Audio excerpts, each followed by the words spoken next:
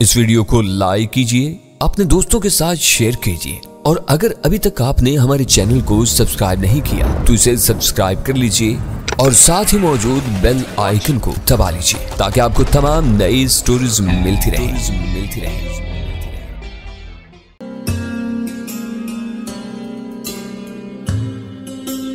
हमारे जासूसों ने इस कबीले की जासूसी कर ली थी और हम लोग अरसे से मौका की तलाश में थे। आज शाम इत्तला मिल गई थी कि एक जश्न होने वाला है और इसी वक्त हम दोनों रवाना हो गए थे, क्योंकि हमें मालूम है कि इस किस्म के जश्न में रात के बाद सारी औरतें और मर्द मदहोश होकर सो जाते हैं और फिर इनमें से किसी को भी बआसानी कत्ल किया जा सकता है। हम ठीक वक्त पर यहाँ पहुंच गए थे। मेरा यह साथी अगनात को पहचानता है क्योंकि यही मरने वाले शख्स के साथ यहाँ मौजूद था। अगर तुमने आवाज देकर हमें ना रोक दिया होता तो अब तक हम अगनात को हलाक कर चुके होते। इस तरफ इत्मीनान से बैठ जाओ, मैंने उन दोनों को जमीन के खाली हिस्से की तरफ बुलाते हुए कहा। वो दोनों मेरे साथ आ गए और हम तीनों जमीन पर बैठ गए जिस पर हरी हरी घास टिकी हुई थी। तुम कौन हो? इनमें से एक ने पूछा। तुम्हारा ताल्लुक इस कबीले से तो नहीं मालूम होता, तुम्हारे जिस्म की रंगत भी अजीबो गरीब है, तुम हमारे साथ क्या सलूक करना चाहते हो? क्योंकि तुमने हमें दोस्त कहा है इसीलिए हमने तुम्हारे खिलाफ कोई कार्रवाई नहीं की। मेरे या किसी के खिलाफ भी कोई कार्रवाई करने की जरूरत नहीं, मैंने उन्हें समझाते हुए कहा। तुम्हारा यह कहना ठीक है कि मेरा ताल्लुक इस कबीले से नहीं है, मैं किसी और ही जगह से ताल्लुक रखता हूं और इस कबीले में मुझे आए हुए चंद रोज से ज्यादा का अरसा नहीं गुजरा, लेकिन मैं इस कबीले के लोगों का दोस्त हूं। जहां तक अगनात का ताल्लुक है और उसकी उस गलत हरकत का ताल्लुक और उसने जो तुम्हारे साथ हरकत की है तो इसके लिए तुमसे मुआफी मांगेगा और मैं खुद भी अपनी तरफ से तुमसे इस जुर्म के लिए मुआफी मांगता हूं। अब तुम लोग थोड़ा आराम कर लो, इतनी दूर से चल कर आए हो, बहुत थक गए होगे। वो दोनों आराम करने लगे और इस वक्त मुझे इस बात का अंदाजा हुआ प्रोफेसर कि दौरे कदीम के ये कबायली वैशी कितने सीधे साधे और सादा दिल लोग होते थे। इनमें चालाकों और आयारों की तादाद तो बराए नाम होती थी। जैसा कि मुझे आइंदा के तजर्बात से इल्म हुआ, अगनात जैसे लोग बहुत ही कम पाए जाते थे। वो दोनों जो महज मेरी जुबानी यकीन दहानी की बिना पर आराम करने के लिए लेट गए थे और इन्होंने अपने तहफ़्फ़ुज़ का कोई बंदोबस्त नहीं किया और मैं इनके बराबर इस तरह बैठ गया गोया मैं इनकी हिफाजत कर रहा हूँ। थोड़ी देर के बाद रात भर के थके मांदे लोगों में आहिस्ता आहिस्ता जिंदगी की लहर तोड़नी शुरू हो गई। लोग एक एक करके बेदार होने लगे। जो भी बेदार होता उसकी नजर सबसे पहले मुझ ही को तलाश करती और जब वो मुझे अजनबियों के पास बैठे देखता जो आराम से सो रहे थे तो एकदम चौंक पड़ता और भागकर मेरे पास आ जाता और इन अजनबियों को गौर से देखने लगता। फिर वो जाकर अपने किसी न किसी दूसरे साथी को जगाता और इससे भी ये माजरा कह सुनाता। जरा सी देर में तकरीबन सारे ही लोग बेदार हो गए, जिनमें अगनात और डेगान भी शामिल थे। मैंने अगनात और डेगान को अपने पास बुलवाया और इन दोनों अजनबियों को बेदार कर दिया। अगनात और डेगान की मौजूदगी में मैंने अजनबियों से कहा कि वो अपनी पूरी दास्तान दोबारा बयान करें। इस बार उस शख्स ने दास्तान बयान की जो अपने मरने वाले साथी के साथ आया था, जिसने अगनात को पहचान लिया था। अगनात और डेगान खामोशी से उनकी बातें सुनते रहे। अजनबी ने यह भी बताया कि वो अगनात के कत्ल के इरादे से यहाँ आया था, लेकिन मैंने उसे ऐसा करने से रोक दिया है। ये लोग सच कह रहे हैं, डेगान ने कहा। वाकया दरअसल इसी तरह पेश आया था जिस तरह इन्होंने बयान किया। मैं खुद इस मौका पर मौजूद था और मैंने अगनात को रोकने की बहुत कोशिश की थी, लेकिन अगनात ने मेरी बात मानने से इनकार कर दिया और उस शख्स को हलाक कर दिया। मुझे उसकी हलाकत का एतराफ है। अगनात ने सिर्फ इतना कहा और खामोश हो गया और देवताओं की तरफ से अगनात को अपने किए की सजा भी मिल चुकी है। मैंने कहा और तुम दोनों अपने साथी का खून माफ कर दो और अपने कबीले वालों को अगनात की तरफ से और पूरे डिचाला कबीले की तरफ से दोस्ती और मोहब्बत का पैगाम दो। मैं ट्याबू की बात की तस्दीक करता हूँ, डेगान ने कहा और अगनात ने भी अपनी गर्दन हिलाई। दोनों अजनबी अपनी बात पर ज्यादा मुसर नजर नहीं आ रहे थे। मैंने इंतकाम की आग में जलता हुआ नहीं पाया। इन्होंने डिचाला कबीले की तरफ से दोस्ती की दावत कबूल कर ली थी। इन अजनबियों के कबीले का नाम माटरो था और ये इसी जंगल के एक हिस्से में नदी के किनारे आबाद था। डेगान और अगनात ने कबीले के दोनों आदमियों को दोस्ती की अलामत के तौर पर बहुत से तोहफे तोहफे देकर रुखसत कर दिया। इन तोहफों में सीपियों और कोड़ियों के हार, हड्डियों के जेवरात, मिट्टी के बर्तन और इसी किस्म की अशिया शामिल थी। दोनों सफीर खुशी खुशी रवाना हुए और इसके 3 दिन बाद वो फिर वापस आ गए। माटरो कबीले के लोगों ने टेचाला कबीले के लोगों की तरफ से मुआफी को कबूल कर लिया और इनके तहफ़ पर भी बड़ी खुशी का इजहार किया था। दोनों सफ़ीर कबीले के सरदार का ये पैगाम लेकर आए कि माटरू कबीले वाले टेचाला कबीले के तमाम लोगों को एक रात के लिए अपना मेहमान बनाना चाहते हैं और इनके साथ जश्न मनाना चाहते हैं। खाने और मशरूबात वगैरह का सारा इंतजाम माटरू कबीले वालों की तरफ से होगा और वो टेचाला कबीले वालों की ज़ियाफ़त करेंगे। डेगान और अगनात की जानिब से ये दावत कबूल कर ली गई और दूसरे दिन टेचाला कबीले के सारे लोग माटरू कबीले के सफ़ीरों की रहनुमाई में सफ़र पर रवाना हो गए। मैं भी इनके साथ था। दोनों सफ़ीरों ने मेरे बारे में बेशुमार सवालात पूछे, लेकिन मैंने इनको महज वही कहानी सुनाकर टाल दिया जो कहानी मैंने टेचाला कबीले के लोगों को अपने बारे में सुनाई थी। टेचाला कबीले के तमाम लोगों को बशमूल अगनात और डेगान मैंने सख्ती के साथ हदायत कर दी थी कि देवताओं से मेरे ताल्लुक के बारे में इन्हें कुछ न बताया जाए। लिहाजा इस मामले में तमाम लोग बहुत मोहतात थे। हम लोग अलल सुबह रवाना हुए थे और सूरज ढलने से काफ़ी देर पहले माटरू कबीले के इलाके में पहुंच गए। ढोल बजाकर और शोर मचाकर हमारा खैर मकदम किया गया। माटरू कबीले की सारी औरतें और मर्द भी टेचाला और शंतूला कबीले के लोगों की तरह से आते। दोनों कबीलों के लोग आपस में बड़े तपाक और चाव से मिले थे। दोनों की जुबानें अगरचे अलग अलग थीं, ताहम इनमें काफ़ी ज़ख़ीरा अल्फाज मुश्तरक था, इसलिए वो एक दूसरे के माफिल ज़मीर को किसी न किसी हद तक समझ लेते थे।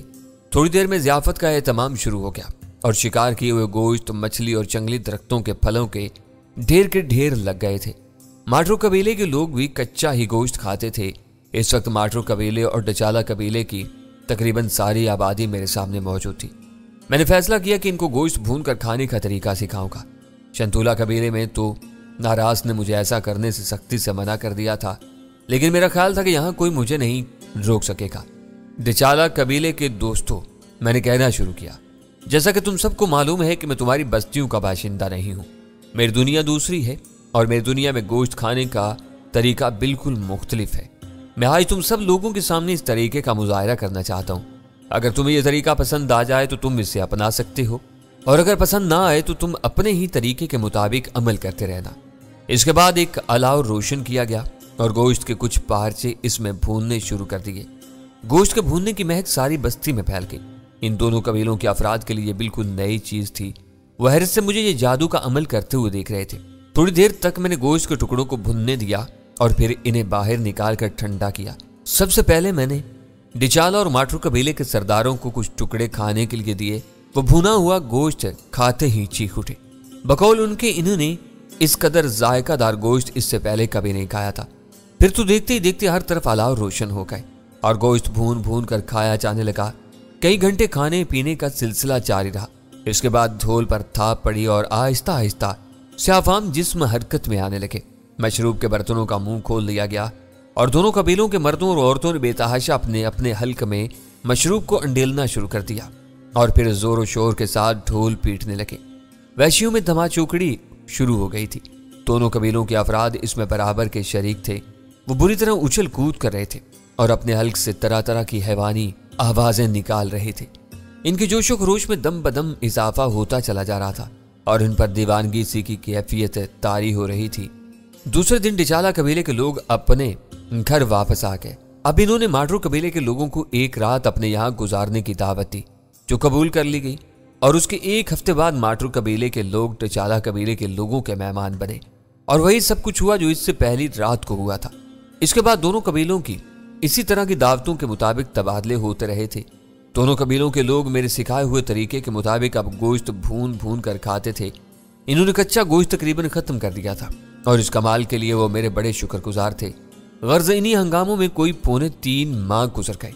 अब मुझे अपने असली मिशन की तरफ रवाना होना था। शंतूला कबीले में 2 मर्दों की कुर्बानी दिए जाने का वक्त करीब आ रहा था और मुझे सिर्फ इस कुर्बानी को रुकवाना था, बल्कि इस नवाकूल रस्म को भी हमेशा के लिए खत्म करवाना था। चुनाचे मैंने कबीले के लोगों को मुतल्ला कर दिया कि 3 दिन बाद मैं इनकी बस्ती से रवाना हो जाऊंगा। मेरी रवानगी से 1 रोज कबल दूसरे कबीले वालों को एक बार फिर दावत दी गई। मैं जो कुछ टेचाला कबीले वालों को सिखाता था, सारा इल्म माटरू कबीले वालों को मुंतकिल कर देते थे और इस तरह वो एक दूसरे के तजर्बात और मुशाहिदात पर बराबर के शरीक थे। मेरी रवानगी में जश्न की वो आखिरी रात बड़ी हंगामा खेज रात थी। सुबह काजिब में अभी खासा वक्त बाकी था। मैंने सारे लोगों को सोता हुआ छोड़ा और खामोशी से अंधेरे में वहां से निकल गया। मुझे समत का अंदाजा करने में जरा सी भी दिक्कत पेश नहीं आ रही थी। مجھے اب شنتولا قبیلے کے علاقے میں واپس جانا تھا اور مجھے معلوم تھا کہ پہلے سمندر کے ساحل تک پہنچنے کے بعد اگر ساحل کے ساتھ ساتھ چلنا شروع کر دوں تو شنتولا قبیلے کے علاقے میں پہنچ جاؤں گا۔ میں نے اسی تدبیر پر عمل کیا۔ آسمان پر موجود ستاروں نے جو میرے بڑے پرانے دوست ہیں میری رہنمائی کی اور میں صحیح راستے پر چل پڑا۔ دوپہر سے کچھ پہلے میں شنتولا قبیلے کی حدود میں داخل ہو چکا تھا۔ میرے ذہن میں منصوبہ موجود تھا جسے میں نے آج سے 3 ماہ قبل ترتیب دے لیا تھا اور ایک شاندار اور مکمل منصوبہ تھا۔ پروفیسر، اس کی ناکامی کا کوئی سوال ہی پیدا نہیں ہوتا۔ مجھے 100% یقین تھا کہ شنتولا قبیلے کی عورتیں راہ راست پر آ جائیں گی۔ میں شنتولا قبیلے کے علاقے میں اس طرف سے داخل ہوا جہاں مردوں کی وادی تھی۔ حسب معمول خوفناک اور بھاری بھرکم کتے ادھر ادھر گھوم پھر رہے تھے۔ انہوں نے مجھے گھور کر دیکھا لیکن وہ میرا کچھ نہیں بگاڑ سکتے تھے۔ میں مردوں کی وادی میں آگے بڑھتا چلا گیا۔ اس بار بھی میرا رخ امبالو کی جھونپڑی ہی کی طرف تھا اور میں سب سے پہلے امبالو ہی سے ملنا چاہتا تھا۔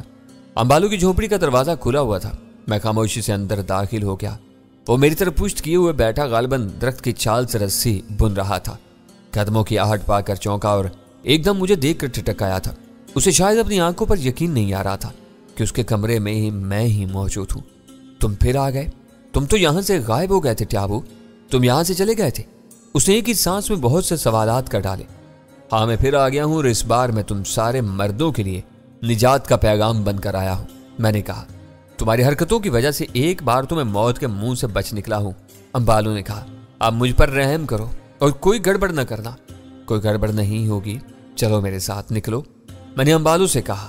میں نے امبالو کو ساتھ لے لیا اور اس کے بعد ایک ایک مرد کو اس کے جھونپڑے سے باہر بلا کر سامنے میدان میں جمع کر لیا۔ سارے مرد حیران تھے کہ میں جو اچانک غائب ہو گیا تھا اب دوبارہ کہاں سے نمودار ہو گیا ہوں اور کیا چاہتا ہوں۔ وہ خاصے خوف زدہ نظر آ رہے تھے۔ ان کا خیال تھا کہ میں انہیں کسی نئی مصیبت سے دوچار کرنا چاہتا ہوں۔ امبالو مجھ سے سخت ناراض نظر آ رہا تھا۔ اس کے خیال کے مطابق اگر میں یہاں سے ایک بار بھاگنے میں کامیاب ہو گیا تھا تو مجھے دوبارہ ادھر کا رخ نہیں اختیار کرنا چاہیے تھا اور ان لوگوں کو اپنے حال پر چھوڑ دینا چاہیے تھا۔ لیکن میں نے امبالو کو زبردستی اس کے جھونپڑے سے نکالا اور اسے ساتھ لے کر ایک ایک کر کے تمام مردوں کو باہر بلا لیا۔ سنو قبیلے کے مردوں، میں نے ان لوگوں سے مخاطب ہو کر کہا، میں تمہارے لیے اس عذاب سے نجات کا طریقہ لے کر آیا ہوں جس میں تم نہ جانے کتنے عرصے سے مبتلا چلے آ رہے ہو اور اپنی جانوں کی قربانی دیتے رہے ہو۔ میں تمہیں یقین دلاتا ہوں کہ آئندہ تمہارے ساتھ ایسا نہیں ہوگا۔ آئندہ تم میں سے کسی کو بھی ہلاک نہیں کیا جائے گا۔ تم زندہ رہو گے کیونکہ زندہ رہنا ہر انسان کا بنیادی حق ہے۔ لیکن تم شیگان دیوتا کی مرضی کو کس طرح تبدیل کر سکتے ہو؟ ایک مرد نے بڑے غور سے مجھے گھورتے ہوئے پوچھا۔ شیگان دیوتا کی بھی یہی مرضی ہے کہ تم لوگ زندہ رہو اور آئندہ تم میں سے کسی کو بھی ہلاک نہ کیا جا سکے۔ ان کی سمجھ میں نہیں آ رہا تھا کہ میں کیا کہہ رہا ہوں۔ تم شیگان دیوتا کی مرضی کے بارے میں کیا جانتے ہو؟ امبالو نے بھویں سکیڑ کر مجھے گھورتے ہوئے کہا۔ تم تو خود شیگان دیوتا کے عذاب کا شکار ہو۔ اس نے تمہیں اپنے غیظ و غضب کا نشانہ بنایا تھا۔ تمہارے جسم سے ڈمبالا کی روح شیگان دیوتا کے حکم پر کھینچ لی گئی تھی۔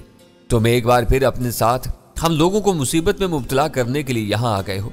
اتنا بدگمان ہونے کی ضرورت نہیں امبالو، میں نے کہا۔ شیگان دیوتا مجھ سے ناخوش نہیں ہے۔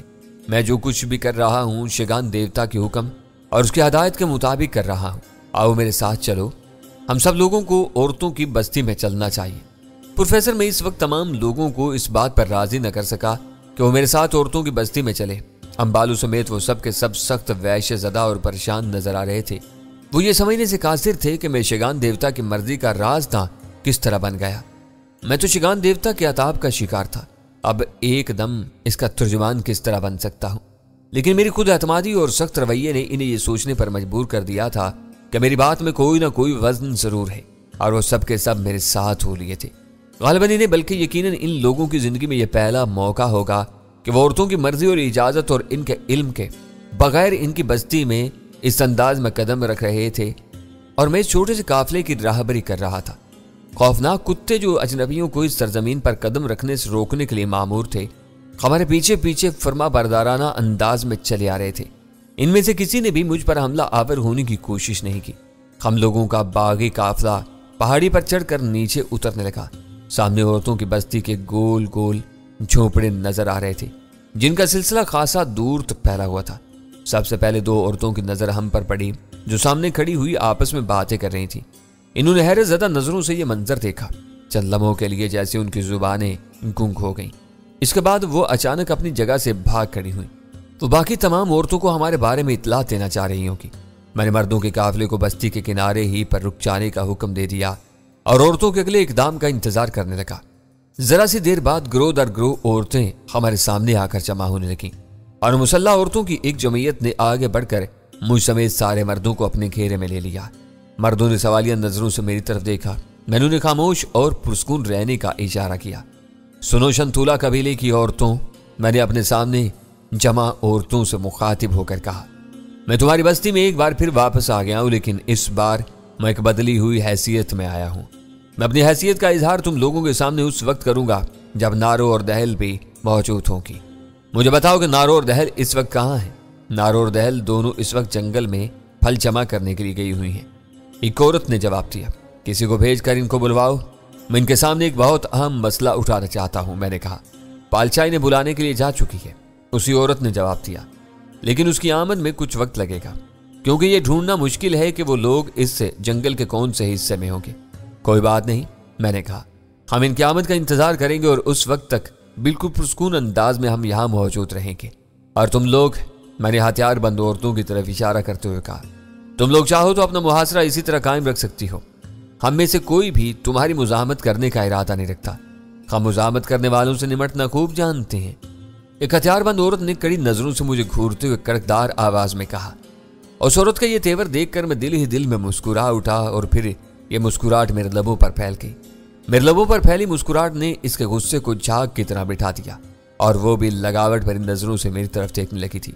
کافی دیر گزر گئی۔ اس اثنا میں متعدد عورتیں آ کر مجمع میں شامل ہو گئی تھیں اور ان کی تعداد میں اضافہ ہوتا گیا۔ 10-12 سال کی عمروں کے کئی لڑکے بھی مجمع میں شامل ہو گئے تھے۔ ان کے چہروں پر حسب معمول بے خوفی اور سکون تھا۔ دہل اور نارو کا ابھی تک کوئی پتہ نہیں تھا۔ بالآخر کافی دیر گزر جانے کے بعد دور سے کئی عورتوں کا ایک چھوٹا سا گروہ آتا ہوا دکھائی دیا۔ ان میں سے ایک عورت کافی فاصلے سے بھاری بھرکم اور دراز قد نظر آ رہی تھی۔ میں سمجھ گیا کہ وہ نارو ہے۔ تھوڑی دیر میں عورتوں کا وہ گروہ ہمارے قریب آ گیا۔ اس میں دہل اور نارو کے علاوہ شمبالا بھی شامل تھی، وہی عورت جس سے میری ملاقات اس زمین پر سب سے پہلے ہوئی تھی اور جسے ڈمبالا سے سب سے پہلے ملاقات کرنے کا اعزاز حاصل ہوا تھا۔ دہل اور نارو قدم بڑھاتی ہوئی بالکل ہمارے مقابل آ کر کھڑی ہو گئی، جبکہ شمبالا اور دوسری عورتیں اس مجمع میں شامل ہو گئیں جو ہم سے کچھ فاصلے پر اس انداز میں کھڑا ہوا تھا گویا دشمن فوج مقابلے میں صف آرا ہو گئی ہو۔ دہل اور نارو حیرت بھری نظروں سے اس منظر کو دیکھ رہی تھی جو ان کی نظروں کے سامنے تھا۔ غالباً انہیں پوری صورتحال سے آگاہ کر دیا گیا تھا، اس لیے انہوں نے وہاں موجود مردوں کی طرف زیادہ توجہ نہیں تھی، بلکہ کڑی نظروں سے وہ مجھے گھورنے لگی۔ تیابو، دہل نے مجھے مخاطب کرتے ہوئے کہا، شگان دیوتا نے تمہاری جان بخشی کر دی تھی اور تمہیں ہمارے درمیان زندہ رہنے کی اجازت بھی دے دی گئی تھی۔ میرے ہی کہنے پر دیوتا نے تمہیں معاف بھی کر دیا تھا۔ یہ ساری باتیں تمہیں بتا دی گئی تھیں، پھر تم اچانک غائب ہو گئے۔ ہمارا خیال تھا کہ شاید تم کسی جنگلی درندے کا لقمہ بن گئے ہو اور ہم لوگ تقریباً تمہیں بھول ہی چکے تھے، لیکن تم آج پھر نمودار ہو گئے ہو، اور وہ بھی اس طرح کہ قبیلے کے سارے اصولوں کی خلاف ورزی کرتے ہوئے تم تمام مردوں کو اپنے ساتھ یہاں لے کر آئے ہو۔ آخر تمہاری اس حرکت کا مقصد کیا ہے؟ تمہارے دل سے دیوتا کے عذاب کا خوف بالکل نکل گیا ہے؟ کیا تمہیں یہ بات نہیں معلوم کہ شیگان دیوتا ان لوگوں کو کتنی کڑی سزا دیتا ہے جس کے بنائے ہوئے اصولوں کو توڑتے ہیں؟ کیا تم یہ بات بھول گئے ہو؟ جواب دو، ورنہ بھی تمہارے جسم کے ٹکڑے ٹکڑے کر دیے جائیں گے۔ میرے جسم کے ٹکڑے ٹکڑے کرنے کی ضرورت نہیں ہے، میں نے پرسکون انداز میں جواب دیا۔ میری بات غور سے سنو عظیم دہل اور شیگان دیوتا کی، میں اس بات کو دل سے مانتا ہوں، لیکن میں نے بھی یہ وقت ضائع نہیں کیا ہے۔ جتنا عرصہ میں تمہاری نظروں سے غائب رہا ہوں وہ عرصہ میں نے شیگان دیوتا کے ساتھ گزارا ہے۔ شیگان دیوتا کی عبادت میں؟ دہل نے حیرت سے سوال کیا۔ ہاں دہل، شیگان دیوتا کی عبادت کے لیے میں تم لوگوں سے زیادہ دور نہیں گیا تھا۔ میں گھنے جنگل میں ایک پہاڑی غار میں پوشیدہ تھا اور رات دن شیگان دیوتا کی عبادت میں مشغول تھا۔ میں نے اپنے شب و روز شیگان دیوتا کے لیے وقف کر دیے تھے۔ میں اسے کچھ طلب کرنا چاہتا تھا، کچھ مانگنا چاہتا تھا، اس لیے اس کی قربت کا خواہاں تھا۔ مجھے شنتولا قبیلے میں مردوں کے لیے کیا جانے والا سلوک بالکل پسند نہیں تھا اور میری یہ دلی خواہش تھی کہ مردوں کو ہلاک کرنے کا سلسلہ ختم ہو جائے اور مردوں کو بھی اسی طرح رہنے کا حق حاصل ہو جائے جس طرح عورتوں کو حاصل ہے۔ اور اس چمپال جادوگرنی اور اس کی اولادوں کے جادو کے اثر کو توڑنے کے لیے مجھے شیگان دیوتا کی قربت چاہیے تھی۔ चुनाचे में लगातार 2.5 महीने तक शिगान देवता के दर्शन करने के लिए रियाजत करता रहा। मैंने अपने दिल में शिगान देवता के अलावा और किसी के ख्याल को जगह नहीं थी। रात दिन लो लगाई, बिल्लाखिर देवता मुझ पर मेहरबान हो गया। उसने मुझे दर्शन दिए और मुझे हम कलामी का शर्फ भी बख्शा। देवता मेरी रियाजत से बहुत खुश था और ख़ास तौर से इस बात से खुश था कि मैंने महज दूसरों की भलाई के लिए इतनी कड़ी तपस्या की है। इसने मुझसे पूछा कि मैं क्या चाहता हूँ। मैंने बताया कि मैं ये चाहता हूँ कि शंतूला कबीले में मर्दों पर आयद पाबंदी को ख़त्म कर दिया जाए। जिस तरह औरतों की तादाद पर कोई पाबंदी नहीं, इसी तरह मर्दों की तादाद पर भी कोई पाबंदी न हो और इन्हें आज़ादी के साथ जिंदा रहने का हक हासिल हो जाए। इन्हें औरतों का महकूम बनकर न रहना पड़े, बल्कि वह आज़ादी के साथ नकल हरकत कर सकें और हर जगह जा सकें और अपनी पसंद की औरतों के साथ रह सकें। शिगान देवता ने मेरी ये दरख्वास्त मंजूर कर ली और मर्दों पर आयद शुदा पाबंदियां ख़त्म कर दी।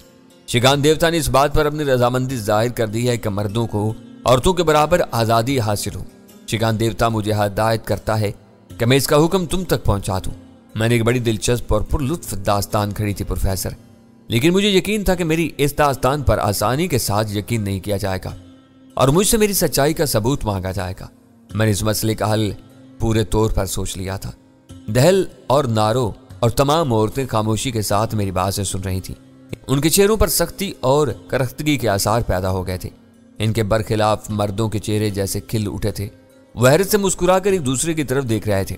ऐसा मालूम होता था गोया उन्हें नए सिरे से जिंदगी की नवीद मिल गई हो। दहल ने अपनी भवें सुकेड़ कर मुझे घूरा और फिर बेयकीनी के अंदाज में बोली, ये किस तरह मैं मान लूं कि तुम जो कुछ कह रहे हो वो दुरुस्त है? तुम झूठ भी तो बोल सकते हो।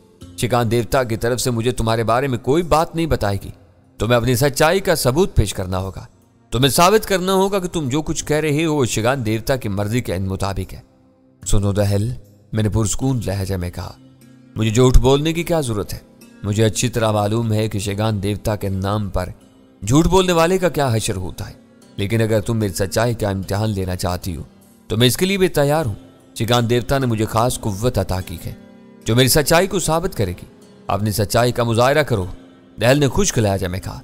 जरूर करूंगा, मैंने जवाब दिया। एक अलाव का बंदोबस्त कराओ, बहुत सी लकड़ियां यहां मैदान में जमा कराओ और इनमें आग लगाओ। दहल और नारो ने एक दूसरे की तरफ देखा। इस तमाम अरसे में नारो बिल्कुल खामोश रही थी और मेरे और दहल के दरमियान होने वाली गुफ्तगू को गौर से सुन रही थी। जाहिर है कि कबीले की रूहानी पेशवा होने की हैसियत से दहल ही मुझसे इस किस्म के सवालात कर सकती थी। दहल ने नारो से कहा कि वो कुछ औरतों को इस काम पर मामूर करते। नारो ने चंद औरतों को हुक्म दिया कि सूखे हुए ईंधन के जखीरे से कुछ लकड़ियां लाकर मैदान में ढेर कर दें। इशारे की देर थी। देखते ही देखते लकड़ियों का एक ऊंचा ढेर मैदान में जमा हो गया और मैंने इन लकड़ियों को इस तरह चुनवाया कि अलाव एक दायरे की शक्ल इख्तियार कर गया। इसके बाद नारो के हुक्म पर इन लकड़ियों में आग लगा दी गई। सारी की सारी औरतें, मर्द और छोटे लड़के हैरत से ये मंजर देख रहे थे। इनकी अपनी जिंदगियों का शायद ये सबसे ज्यादा अनोखा मौका था जब एक शख्स जिसका ताल्लुक इस कबीले से भी न था, कबीले की रूहानी पेशवा को चैलेंज कर रहा था। लकड़ियों को आग पकड़कर भड़कने में काफी देर लगी। जब अलाव तप कर खूब तैयार हो गया तो मैंने दहल और नारो को बारी बारी देखते हुए सवाल किया कि किसी इंसान में इतनी जुर्रत है कि इस अलाव में छलांग लगा सके? जो भी इस अलाव में छलांग लगाएगा जलकर भस्म हो जाएगा। नारो ने कहा, और तुम्हारा क्या ख्याल है दहल? मैंने सवाल किया। जाहिर है कि मेरा ख्याल इससे मुख्तलिफ नहीं हो सकता, दहल ने जवाब दिया। अच्छा तो शंतूला कबीले के मर्द और औरतों, मेरी बात को गौर से सुनो, मैंने जोर से चिल्ला कर कहा। मैंने शिगान देवता के हवाले से तुमसे अब तक जितनी बातें कही हैं वो सारी की सारी सच हैं। अगर मैंने शिगान के नाम पर कोई एक लफ्ज भी झूठ बोला हो तो यह आग मुझे अपने अंदर जलाकर भस्म कर दे और मेरा जिस्म जलकर कोयला बन जाएगा। मैं शिगान देवता के नाम पर इस आग में छलांग लगा रहा हूं और अगर मैं सच्चा हूंगा तो शिगान देवता की कुव्वतें मुझे जलने से महफूज रखेंगी। और इन अल्फाज के साथ ही मैंने दौड़कर आग के अलाव में छलांग लगा दी।